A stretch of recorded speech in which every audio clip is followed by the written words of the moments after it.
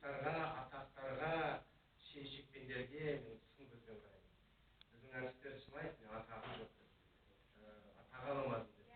Енді мен атақ маған дарыныма дарын қоспайды, мен талантыма талант қоспайды, ол өзіңе ғана байланысты.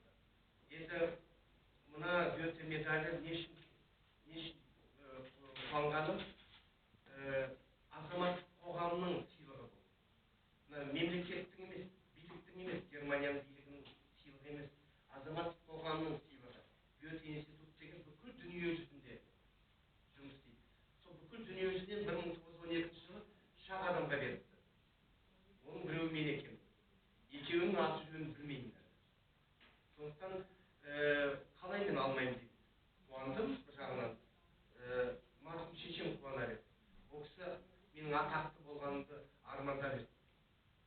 Шеше алып күні ойлап, егер шешем болса, ол қуанар еді. Ол кісі марқұм болып кеткенде. Сондықтан қабылдадым біз. Өмірімізді сыйы шығар деп. Ал арнамнан асып, асылан асып, той жасайды деген ой жоқ. Әрине, өз еліңде, мен 1998 жылы Қазақстан Республикасына еңбек сіңірген қайраткер деген атақты алдым. Бірақ ол атақ